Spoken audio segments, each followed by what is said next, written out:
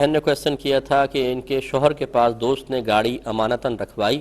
اور پھر اس شخص کا انتقال ہو گیا۔ ان کے شوہر نے بعد میں وہ گاڑی بیچ دی۔ اب وہ تذبذب کے عالم میں ہیں کہ یہ پیسہ ان کے بیوی بچوں کو دیا جائے یا بھائی بہنوں کو دیا جائے۔ دیکھیں مسئلہ یہ ہے کہ اگر ان کی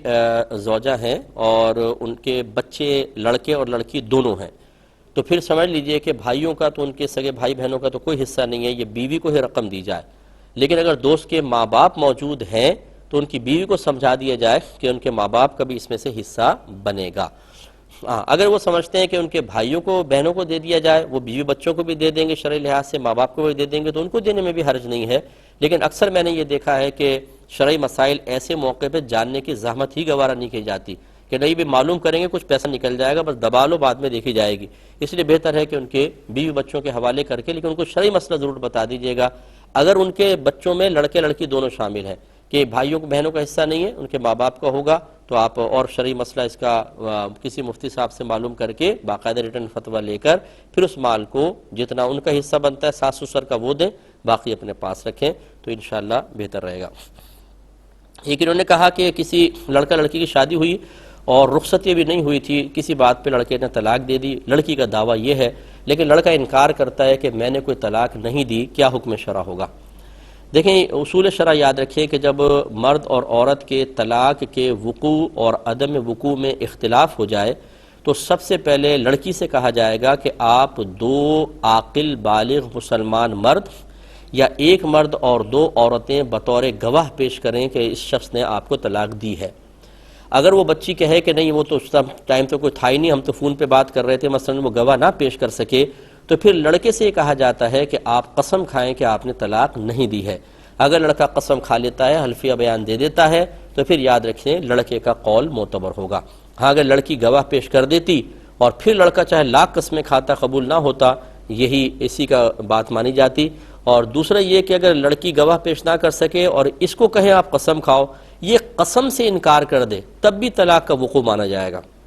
تو دو صورتوں میں طلاق کا وقوع ہوگا، ایک صورت میں نہیں۔ اس مسئلے میں یعنی لڑکی گواہ پیش کر دے تب ہوگا، یا لڑکا قسم کھانے سے انکار کر دے تب لڑکی کی بات مانی جائے گی، اور اگر لڑکا کہتا ہے قسم کھا لیتا ہے تو پھر یہ طلاق واقع نہیں ہوگی۔ اب فرض کر لیں لڑکی یہ سمجھتی ہے کہ جھوٹی قسم کھا رہا ہے تو یاد رکھیں وہ ساتھ رہ سکتی ہے، وبال تمام تر شوہر پر ہوگا اور اس کی جھوٹ کا وبال آخرت میں یہ خود بھگتے گا۔ ایسے وہ تمام شوہر حضرات جنہوں نے حلفیہ بیان دے دے کے اپنی طلاقوں کو کم کروایا یا جھوٹ بول کے بیوی کو ساتھ رکھے ہوئے ہیں، بلکہ تین طلاقوں کے بعد ساتھ رکھے ہوئے ہیں، یاد رکھیں وہ شدید گناہ کبیرہ کے مرتکب ہیں۔ دنیا کے کچھ مزے، کچھ آرام، کچھ وقت آسانی سے گزر جائے گا لیکن مرنے کے بعد پتہ چلے گا کہ اس کا انجام کیا ہے۔ یہ کہتی ہیں کہ ہم کہیں کسی معلمہ کے پاس تجوید پڑھنے جاتے ہیں تو ایام مخصوصہ میں جیسے کہ ہم اکثر یہ کہتے ہیں کہ آپ توڑ کر لفظ کو پڑھیں، کیونکہ نبی کریم صلی اللہ علیہ وسلم نے حائضہ عورت کو قراءت کرنے سے منع فرمایا، تو کہتی ہیں وہ ٹیچر مانتی نہیں ہے، وہ کہتی ہیں نہیں پوری آیات آپ پڑھیں، تو کیا کریں؟ دیکھیں جب وہ آپ کو گناہ پر مجبور کر رہی ہیں تو بہتر تو یہ ہے کہ ایسی استاد سے پڑھا ہی نہ جائے کہ جو اپنی شاگرداؤں کو، اپنی اسٹوڈنٹس کو گناہ کروا رہی ہو۔ دوسری بات یہ کہ اگر آپ مجبور ہیں کہ اور کوئی نہیں ہے پڑھنا ہی ہے تو پھر کم از کم ایام مخصوصہ میں آپ بالکل نہ جائیں، چھٹی کریں، اس کے بعد آپ ان سے جا کر پڑھیں، تو ورنہ آپ جا کے پڑھیں گی تو استاد کو ایسا نہیں ہے کہ وہ شریعت کو بدلنے کی طاقت رکھتا ہو، آپ گناہگار ہوتی رہیں گی، وہ تو ہیں گناہگار، آپ بھی شدید گناہگار ہوں گی، اور یہ کوئی عذر نہیں ہے کہ جی استاد کہہ رہی ہے تو پھر ہم گناہ کر لیں، آپ کو ان دنوں میں چھٹی ہی کرنی چاہیے۔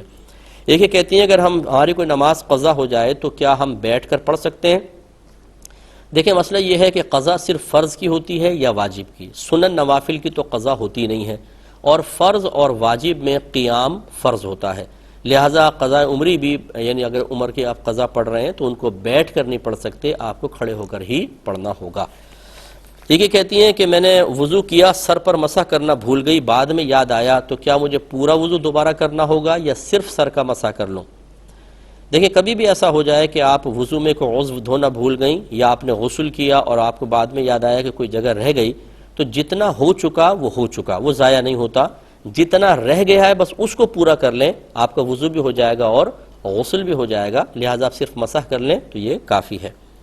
دیکھیے کہتی ہیں بعض اوقات انسان نماز پڑھ رہا ہوتا ہے، جب وہ سجدے سے اٹھنے لگتا ہے تو بعض اوقات ایک دم کوئی درد یا تکلیف ہوتی ہے، تو کیا وہ قریب دیوار یا کسی ٹیبل مساری وغیرہ کا سہارا لے کے کھڑا ہو سکتا ہے؟